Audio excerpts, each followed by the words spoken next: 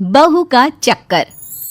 अरे अरे रुकिए, कुछ सोचने से पहले आपको बता दे कि बहू का चक्कर वो वाला चक्कर नहीं, यहाँ तो किसी और ही चक्कर की बात हो रही है।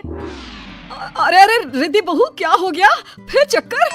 हाँ सासू माँ, फिर चक्कर लग रहा है, पूरी दीवारें घूम रही है। गॉड, मैं तो गई बोलकर बहू तो छपाक से गिर जाती है। अरे रेंको पेंको जिंको कोई है, जल्दी आओ, बहू गिर पड़ी है फिर से। तभी सामने आ जाती है पड़ोसन।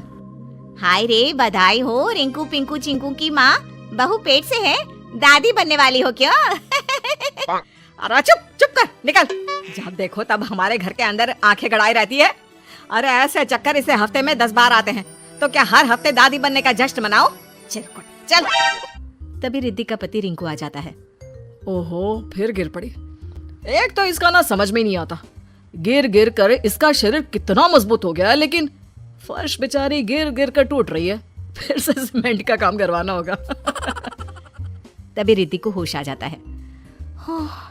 शुक्र है होश आ गया। क्या कह रहे थे? फर्श टूट रही है और जो गिर गिर कर मेरा सर टूट रहा है उसका क्या? बढ़िया है।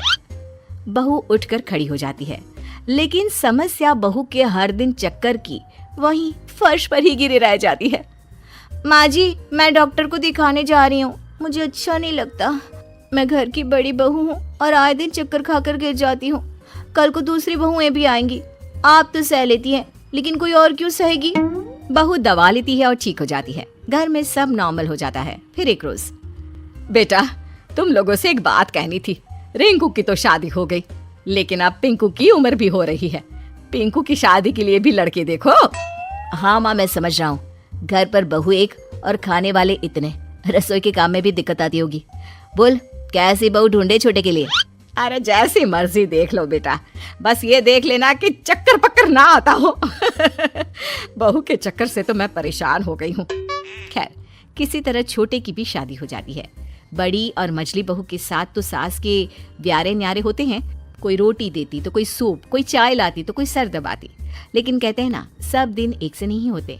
एक रोज नई मझली बहू, माँ जी जल्दी आइए, ये देखिए रिद्धि भाभी को क्या हो गया, वो तो गिर पड़ी हैं। हाय रे, लग रहा है इसकी चक्कर आने वाली बीमारी खत्म नहीं हुई। इतने दिनों से ठीक थी तो लगा था सब ठीक है, लेकिन नहीं, बहू को तो बीमारी ने अपनी चपेट में अब भी ले रखा है।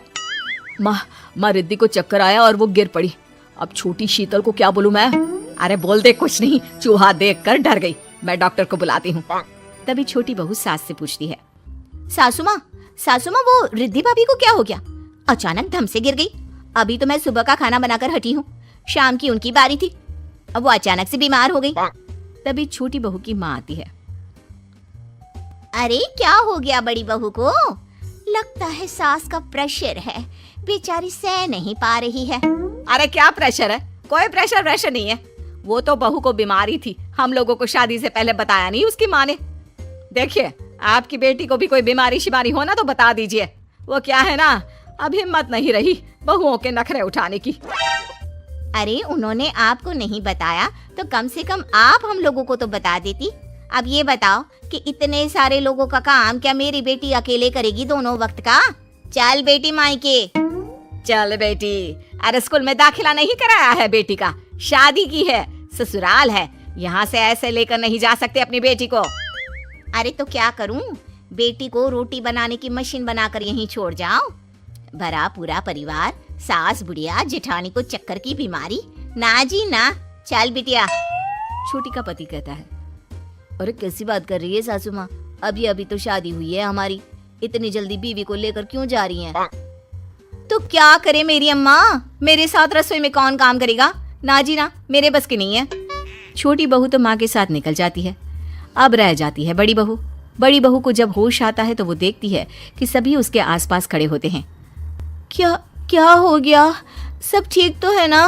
हाँ, घर खराब करके पूछ रही है, सब ठीक तो है ना? अरे हो क्या जाता है तुझे, क्यों नहीं दिखा देती डॉक्टर को? अरे भाभी, ये ऐसी बीमारी थी तो शादी नहीं करनी चाहिए थी ना आपको भाई से। आपकी हालत देखकर मेरी बीवी भी चली गई। हालत मेरी खराब थी तो वो क्यों चली गई? अरे मैं ही चली जाती हूँ मायके। हाँ, तू जा, जा तू, यही सही रहेगा।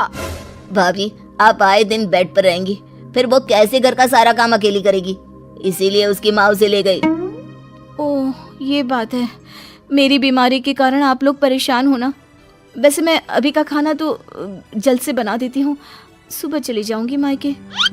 चक्कर खाकर गिरी बहू अब खड़ी हो जाती है, घर का सारा काम करके खाना बनाती है, सबको गर्मा गर्म खाना खिलाती है और फिर बहू बस कर, अभी अभी बिस्तर से उठी है, फिर गिरने का इरादा है क्या? हाँ रिद्धि रहने दो, इतना काम मत करो। अरे नहीं नहीं, मैं नहीं तो कौन करेगा। देवरानी को तो आए कुछ दिन ही हुए थे, लेकिन मैं ही तो सबका ध्यान रख रही थी, चाहे जो भी हो, तबीयत कितनी भी खराब रही हो मेरी। लेकिन आज एक बात तो समझ गई कि ये बोलकर बहू चुप हो जाती है। सास को समझ में आ जाता है कि वो क्या कहना चाहती है, लेकिन सास कुछ भी नहीं कहती। अगले रोज रिद्धि बहू अपना सामान पैक करके मायके के लिए निकल रही होती है कि सास कहती है, रुक जा रिद्धि, तू कहीं नहीं जाएगी, ये तेरा घर है। पर माँ ये ऐसे ही बीमार पड़ी रहेंगी तो कौन इनकी सेवा करेगा? मेरी बीवी घर देखेगी या फिर भाभी को?